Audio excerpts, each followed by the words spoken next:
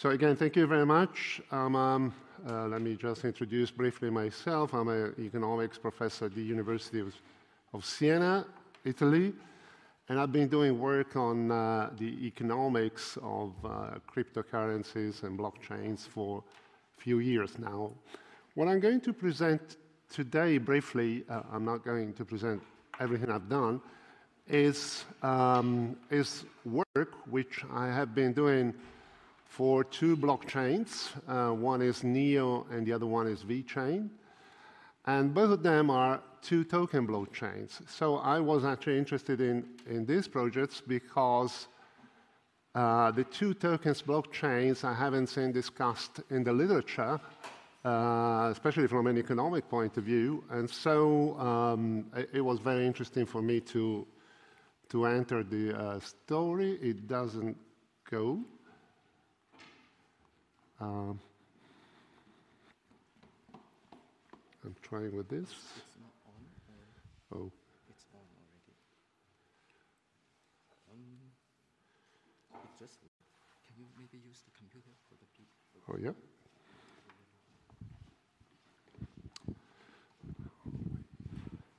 Yep.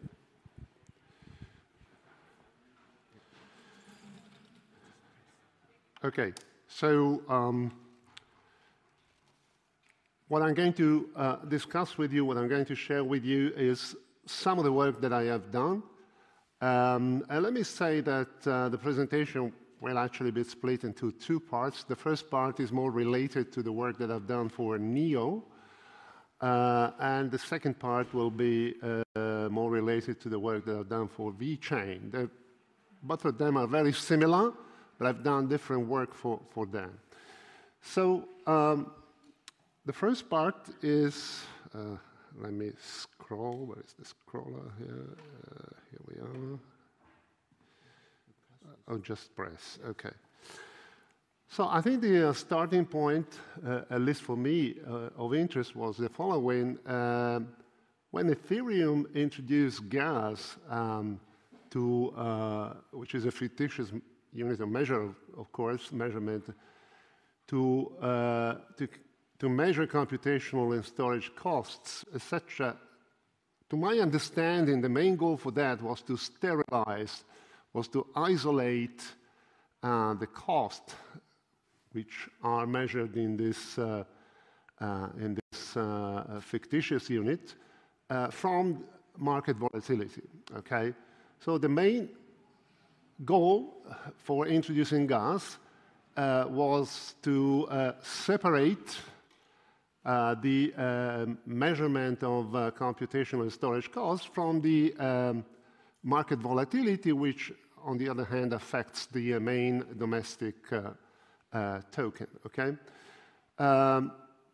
so transaction fees on Ethereum are paid on the basis of unit price, which is two components price made by a base fee and a tip after the reform, and multiplied by the number of needed gas units, etc. So that's the starting point. Okay, the second, gas is like a fictitious second token in Ethereum, which again was introduced for this very main reason, namely to try to stabilize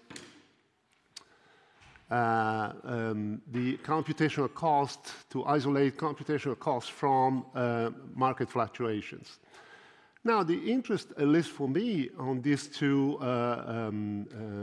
blockchains is that both of them have two tokens, and both tokens are actually listed on the exchangeable on the market. Okay, so if the two tokens for these blockchains and other blockchains were inspired by the Ethereum example, okay, isolation from the market of transaction fees payments, for this kind of blockchains and perhaps other blockchains, this doesn't work anymore, because both blockchains, both tokens in both blockchains are actually traded on the market, and so they're both exposed to market volatility. Now, the question is, a very basic question, and the economics I'm going to discuss to some extent is basic economics. So the question is, what are the economic characteristics of these two blockchain,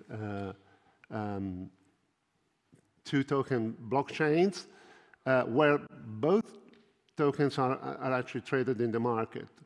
So the question is, do they actually exhibit specific features, or they are very much akin to one-token platforms? Let's see. Now, the first part, if I can go on.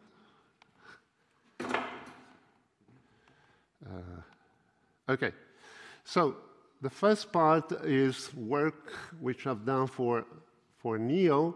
They actually asked me to sort of try to find a way to have some sense of what is the economic value of the platform if you have two tokens which are quoted on the market. So this paper has been already published. I'm going to draw a few stuff from it to share how I actually reasoned on that. And the idea I had in mind was something like, having a dashboard where, by looking at the indicators that I'm discussing, to have a sense of what the economic value of such a blockchain is. You have a dashboard in front, and you kind of, react to how the indicators move around.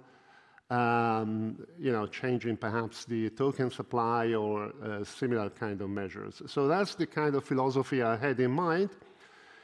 And so to my mind, they came up very basic questions. So the first question is, what is the absolute desirability of these two tokens? Let me also say that the two tokens actually implement different functions. So the main native token is the one that is actually used for governance and for transactions. The other one is introduced to pay for transaction fees, okay? So in the same way as gas was introduced by Ethereum. As a matter of fact, the second token for NEO is called indeed gas, okay? It doesn't have a different name, whereas in the other blockchain, it has a different name. So in when I started to think about it, I thought about two things. First is some kind of absolute desirability of the two tokens. How attractive is one token in a kind of absolute manner. And then relative desirability, which I'm going to discuss more extensively later on. As for absolute desirability, what we normally take is, market price, but of course quantities as well. Exchange quantities can actually play a role. But what is, I think, the very new component of this story is the relative desirability. How is one token desirable as compared to the other by the market or whatever? So what it came to mind is to construct indicators, which I call, where is the pointer? Do you have the point? Oh. Anyway, which I call phi. I don't know. Just to point. Oh, it's not working. So the first formula is just a general formula for an indicator which depends on the two prices. So PNC and PGC are the two tokens, which in NEO are called N and G. N stands for NEO, the main domestic token, and G stands for gas, which is the second token. They're both traded in the market, so they have a market price, prevalent a market price. In terms of a currency, whatever the currency is, could be a fiat, could be a crypto, whatever. The idea was to construct indicators, and here I have two desirable properties, if you want. The first is that to measure desirability if relative desirability. If the two prices are the same, then you would want this indicator to be equal to 1, so equally desirable in some sense. And we'll see why equal to 1 and in a couple of slides. And currency independence of the indicator means that whichever is the currency that I referred to, the C currency, the indicator should take the same value. Okay, so basically, if we take property 2, we can actually reformulate property 2 in the following way by multiplying both arguments of the function f by 1 over PGC, you get that thing, okay? Now, how is demanding this property of being independent of the currency, reference currency? Well, I think it's very realistic. I mean, arbitrage activities are actually inducing that kind of independence across different currencies to which the two tokens can be traded on. So basically, if this currency independence holds, the indicator, whatever that is going to be expressed only as a function of the price ratio. Okay, so in front of this dashboard, you would react as the if you see your indicator is actually changing value, you would react depending on the price ratio. And of course, there could be an infinite, virtually infinite number of indicators that will satisfy both properties, which are in some sense natural. And these are just two examples, but in some sense, the very natural indicator to, in my view, to take would be the price index itself. So to take the identity function and sorry, the price index, the price ratio. And I call the price ratio, I use the symbol E for exchange rate because it's not, the price ratio is not a proper price in some sense because in exchange notes, there are no markets where you can trade directly one token for the other, at least until I wrote the paper. So there is no direct market for one token versus the other token in exchange nodes. So you've got to triangulate. And so that's basically an exchange rate. Okay, it's not a direct price on a market. That would be the most natural, perhaps, index of relative desirability. If it goes up and down, you can take policy measures to. Oh, well. Okay, I'm trying to be quick. Just spend a few words on the fact that this is actually going to take more space in the paper.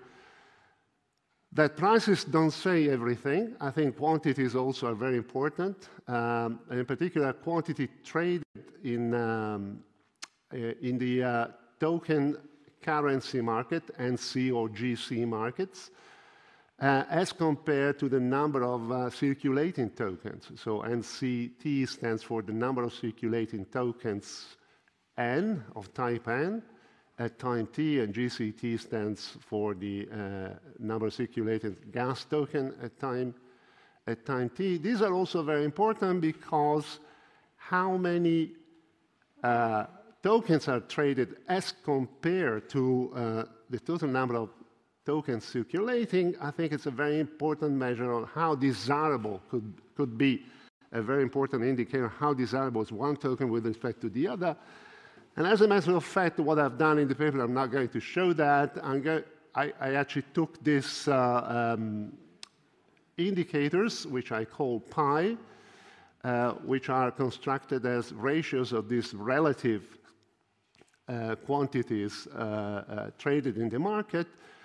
to combine with price indicators and construct global indicators taking prices and quantities to have an idea what is the value of the blockchain at that very moment. And let me tell you that if you use this kind of compound indicators, quantities component can actually compensate for price components in terms of attractiveness, okay?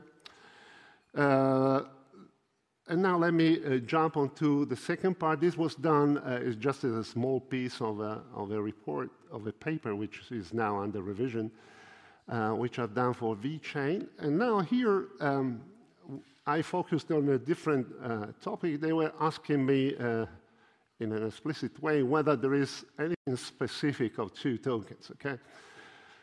Now, what I found is something not very fancy, but certainly intrinsic to two tokens economy, what I call the multiplier effect and perhaps speculative flows related to the existence of the two traded two tokens.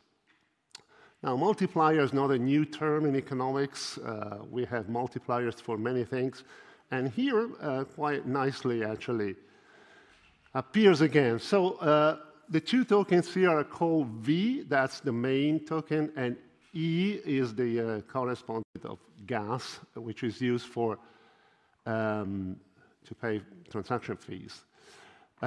So let me tell you what is multiplier effect, which is there. I mean, it's not contestable in some sense. I mean, it's a fact. It is consists of. So suppose you have a certain amount of V tokens, HV0, at block 0, okay? So H stands for holdings of V tokens at block 0. And now, this blockchain, but also NEO, are structured in such a way that if you hold a certain amount of the native token, you're going to get for free this second token, E tokens, in a percentage which is, using the notation, the small v. So HV0 times small v is the number of E tokens that you get for free. For free, that's the key point. For free by holding, HV0 token, V tokens. Now, if you can exchange the two tokens, and so if you can exchange E against anything on the exchange market, you can actually, if you want, buy back V tokens. So, and if the Q is actually the exchange rate at which V tokens exchange with E tokens on the market, what you're going to have, just to cut a long story short, is that if you buy back V tokens, you're going to have HV0 plus HV0 times V divided by Q, V tokens in your wallet. So you started with HV0, and because E tokens are free and because E tokens are exchangeable, you're going to get more now. And so if you do it twice, you get that. And if you do it B times, where B is any generic numbers, you get that after B blocks, you're going to have that sum of V tokens. Okay, so basically, you started off with the sum at time 0, or at block 0, and you get at block B many more tokens, depending upon how big is here's the multiplier effect. You can multiply your V tokens by exchanging the second token, which you get for free, back and forth, and you get potentially many more tokens. How many more depends on the ratio V over Q, of course.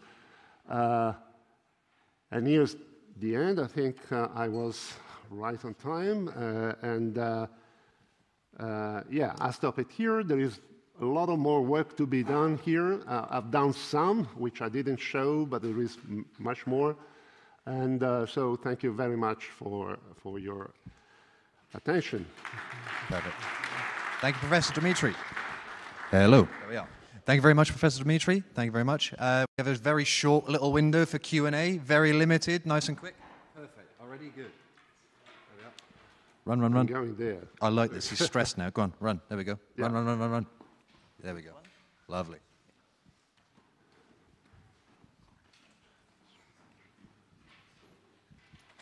Thank you very much for this interesting analysis.